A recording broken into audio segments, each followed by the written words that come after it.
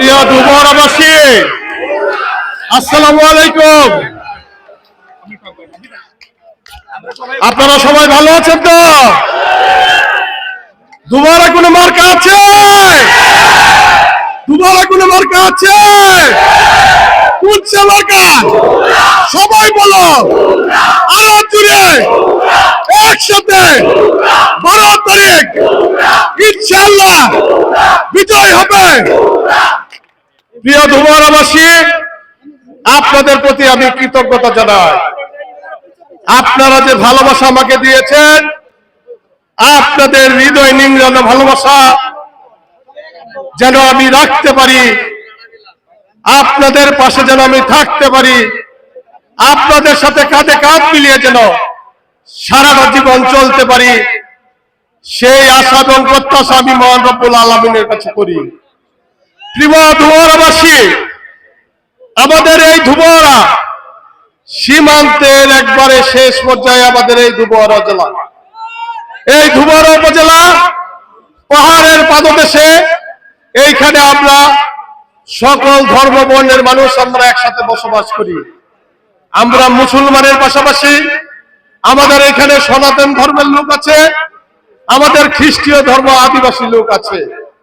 আমরা সকলে মিলে একটি নিরাপদ ধুবরা করতে চাই, যেখানে সকল ধর্ম বর্ণের মানুষ নিরাপদে বসবাস করতে পারে। আজকে এই পিছিয়ে পড়া ধুবরাকে আমি আপনাদের সামনে বলতে চাই, আমাদের যোগাযোগ ব্যবস্থার অবস্থা, যেটা আমি নির্বাচিত হলে প্রথমে আমি এই ধুবরার যোগাযোগ ব্যবস্থা যাবে কিভাবে উন্নয়ন করা যায়, এই ধুবরা উপজেলা থেকে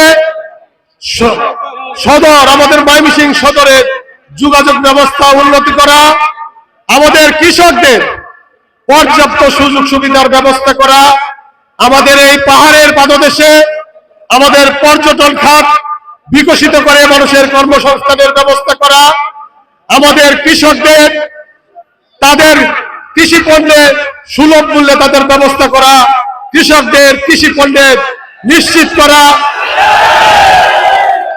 আমাদের প্রত্যেকটা বাজার মনিটরিং এর ব্যবস্থা করা, আমাদের রাস্তাঘাট স্কুল কলেজ বাজার হাট বাজারের অবকাঠামো উন্নয়ন করা, আমাদের স্বাস্থ্য খাত বিশেষ করে আমাদের গর্ভবতী মায়েদের জন্য এই আমাদের ধুবরা উপজেলা স্বাস্থ্য কমপ্লেক্সে আমাদের প্রাথমিক চিকিৎসা সহ গর্ভবতী মায়েদের সুচিকিৎসা ব্যবস্থা করা, আমাদের শিক্ষা ব্যবস্থার উন্নয়ন করা, আমাদের এই যে ধুবরার সন্তানরা ক্রীড়াঙ্গনে সারা বাংলাদেশে তাদের পদচারণা রাখছে, যে ক্রীড়াঙ্গনের মাধ্যমে সারা বাংলাদেশে আমরা পরিচিত করছি, সেই উপজেলায় ক্রীড়া কমপ্লেক্স তৈরি করে প্রত্যেকটা জিনিসের এই জীবনমান উন্নয়ন করে আমি ধুবরাকে একটা আধুনিক ধুবরা হিসেবে করতে চাই।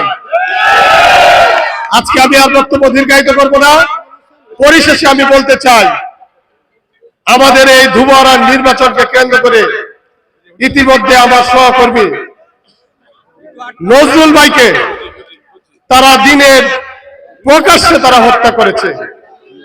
আজকে নজরুল ভাইয়ের সন্তান এখানে উপস্থিত, নজরুল ভাইয়ের বৃদ্ধ বাবা প্রতিনিয়ত তার সন্তানের জন্য কান্না করছে, তার স্ত্রী তার স্বামীর জন্য কান্না করছে, তার সন্তান 6টি সন্তান, তার 2টি ছেলে 4টি মেয়ে, তার ছোট মেয়েটি তার মাত্র 1.5 বছর বয়স, এখনো সে বুঝে না তার বাবা আসবে কিনা।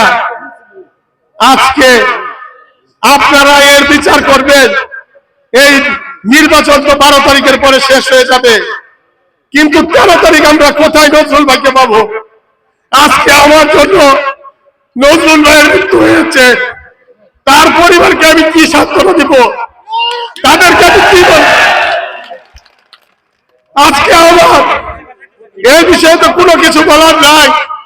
আপনারা আগামী 12 তারিখ ভোটের মাধ্যমে এই নজরুল ভাইয়ের রক্ষের মসজিদ দিবেন, সেই আশা করছি। আমি আর আমার বক্তব্য দীর্ঘায়িত করবো না। ধুবরার মানুষ আগামী 12 তারিখ ঘুরে ঘুরতে সকল কিছুর প্রতিশোধ দেবে ইনশাআল্লাহ। আপনারা সকলে ভালো থাকবেন। ইনশাআল্লাহ 12 তারিখ বিজয়ে আপনাদের সাথে দেখা হবে। ধন্যবাদ সকলকে। আসসালামু আলাইকুম।